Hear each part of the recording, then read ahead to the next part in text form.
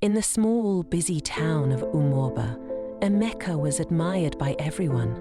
A hard-working man with a successful grocery store, he was respected as a provider, a mentor, and a loving husband to Amara. Their marriage was seen as perfect and happy. Amara often walked proudly beside him, confident in their bond and grateful for his devotion. But beneath this perfect image, Emeka had secrets. Although his heart belonged to Amara, he led a hidden life that took up his time and money. His frequent absences from home made Amara suspicious, and the gossip among the market women grew louder. Emeka always reassured her, but doubt was starting to grow in her heart. Little did she know, his so-called betrayal was more complex than she could imagine. Emeka was a secret helper to many in Umuoba. Every week, he visited Mama Ngozi, a widow struggling to feed her children, and gave her money to keep her family safe. He paid the school fees of Chidi, an orphaned boy with great promise, so he could have a better future. Emeka did these things because his late father had taught him, a man's true wealth is measured by what he gives, not what he keeps. Even though he meant well, Emeka knew that if Amara found out, she would be upset. She often complained about their tight budget, never knowing part of their money went to help others. As word spread about Emeka's good deeds, the cost of his secret life began to show.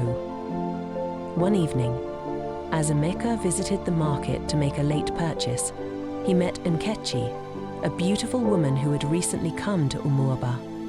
She was friendly and had a quick laugh that warmed his heart. Emeka found himself drawn to her, charmed by her playful spirit. What began as innocent conversations turned into secret meetings. The first time Emeka betrayed Amara, he couldn't believe it himself. But soon, it became a pattern. He justified it by telling himself that he was only looking for excitement, something he couldn't find at home, even though he loved Amara deeply. He continued to visit Amara deeply. He continued to visit Mama Ngozi, help Chidi, and carry out his other responsibilities, all while hiding his affair from the world.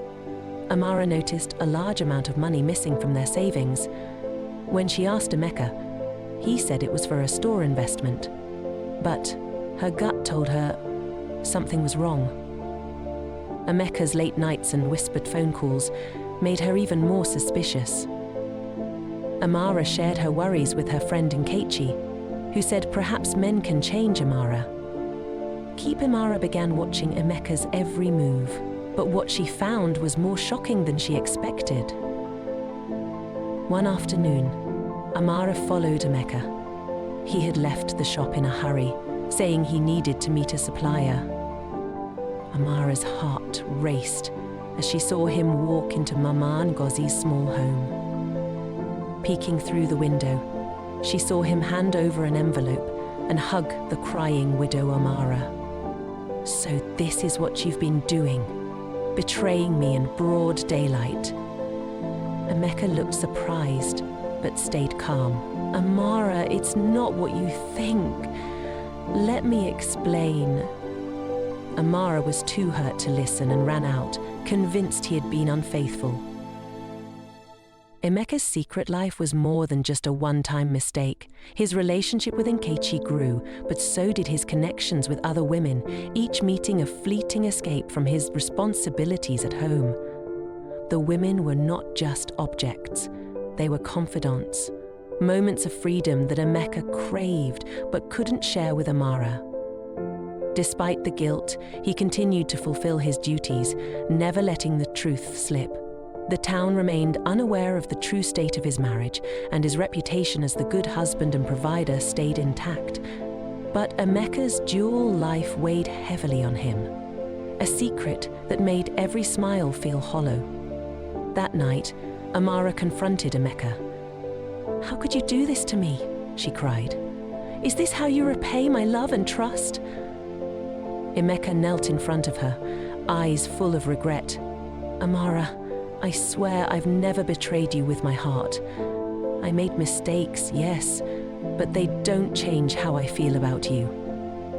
"You lied to me," Amara whispered, tears streaming down her face. "How do I know what's real?"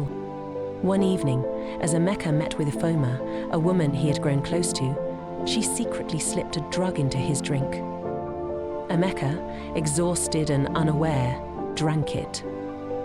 When he woke up, confusion washed over him, and guilt gnawed at his heart. He didn't know what had happened, but he felt empty inside.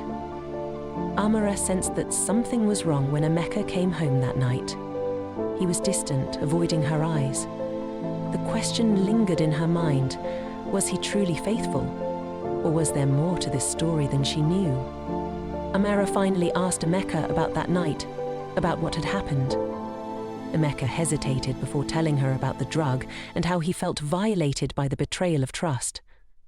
"It was never supposed to be like this," he said. "I never wanted to hurt you, but I lost myself in a lie I couldn't stop." Amara's heart ached. She wanted to believe him, but doubts clouded her mind. The love she once knew felt like a distant dream. Emeka and Amara faced the hard task of rebuilding their trust. Amara learnt the full story of Emeka's actions and the complex emotions behind them, but it begged the question: could a man be both faithful and unfaithful at the same time? Amara wondered if love could survive betrayal, or if it was only a fleeting illusion. As they looked at each other, they each asked themselves, what would you do if you were in Emeka's shoes? Could you forgive? Could you stay? The town of Umuoba watched as the couple took their first steps toward healing, and the question remained: was this the start of something new, or the end of a love story?